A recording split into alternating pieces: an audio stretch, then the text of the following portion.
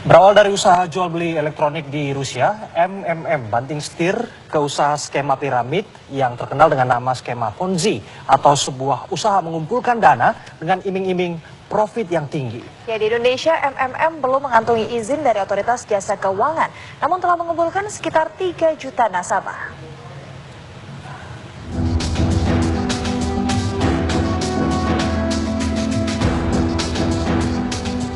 MMM awalnya merupakan usaha jual beli elektronik di Rusia. 3 huruf M berasal dari nama keluarga pendirinya, Sergei Mavrodi, Yashevlav Mavrodi, dan Olga Melnikova. Pada Februari 1994, MMM banting setir ke usaha skema piramid yang terkenal dengan nama skema Ponzi, sebuah usaha mengumpulkan dana dengan iming-iming profit tinggi. Namun, baru berjalan beberapa bulan, usaha ini ditutup oleh pemerintah Rusia. Mavrodi sempat dipenjara selama 4 tahun atas tuduhan penggelapan pajak. Uang akan berputar bersama partisipan, jadi mereka Sergei Mavrodi sendiri tidak mengambil uang tersebut. Karena memang dia sama sekali sudah tidak membutuhkan uang, karena dia itu termasuk salah satu orang kaya di Rusia. Nah, kemudian berita-berita bahwa dia pernah ditangkap, pernah masuk penjara itu benar. Jadi yang menangkap itu adalah pemerintah di sana, karena sistemnya itu bertentangan dengan sistem keuangan negara waktu itu. Jadi mereka sempat ditangkap. Tapi kalau menurut saya, semua orang yang ditangkap itu bukan berarti orang kriminal.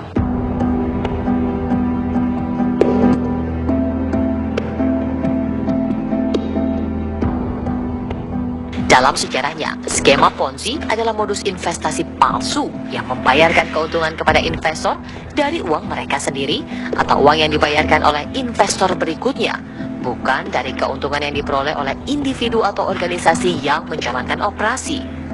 Skema Ponzi biasanya membujuk investor baru dengan menawarkan keuntungan yang lebih tinggi dibandingkan investasi lainnya dalam jangka pendek dengan tingkat pengembalian yang tinggi. Kelangsungan dari pengembalian yang tinggi itu membutuhkan aliran yang terus meningkat dari uang yang didapat dari investor baru untuk menjaga skema ini terus berjalan. Namun, latar belakang yang tidak mulus rupanya tidak membendung perluasan MMM ke negara lain.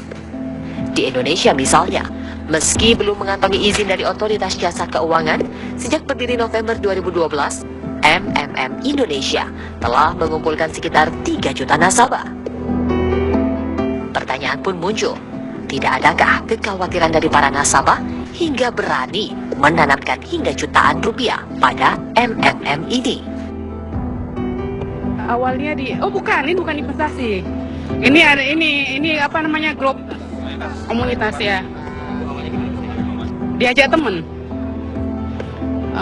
Pertama sih karena saya juga memang orang multi level, pertama nggak percaya gitu. Tapi setelah saya udah masuk, saya pelajari, saya konsisten di sini.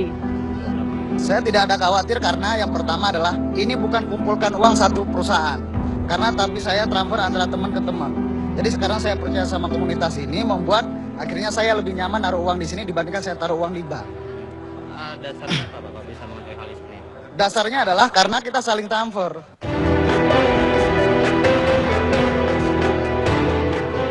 Pengembalian dengan profit 30% sebulan tentu sangat menggiurkan. Namun di mata pengamat keuangan, hal ini tidaklah masuk akal.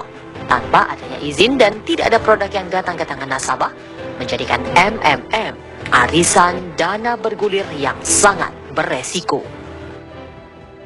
Dia tidak punya izin dari lembaga keuangan. Jadi kalau berdasarkan regulasi yang ada, institusinya bodong. Ini kita bicara hukum ya. Institusinya bodong.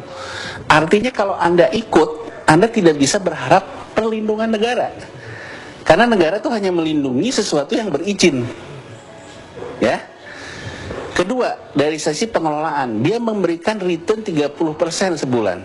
Menurut saya nggak masuk akal. Nggak make sense gitu. Anda bisnis apa sih? Sebulan bisa dapat 30%, setahun 30% aja Anda udah hebat banget. Ya kan, di tengah suku bunga sekarang yang nggak, ya kecil lah. Itu kan udah satu patokan bahwa bisnis ini bisnis beresiko tanpa izin. Ya, jadi artinya beresiko tanpa izin, udah bodoh nggak ada izin.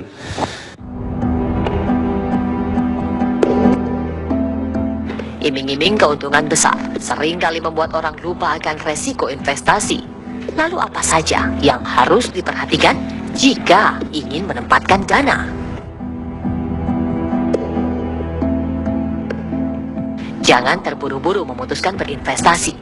Kenali alur keuangan Anda dan tentukan tujuan utama Anda berinvestasi. Ketahui benar sarana, pengelola, dan program investasi yang Anda inginkan.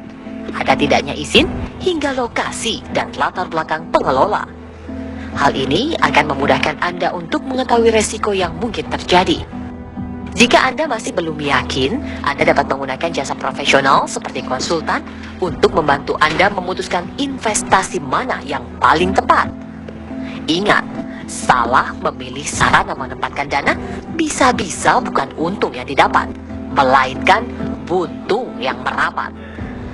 Tim TV One mengabarkan.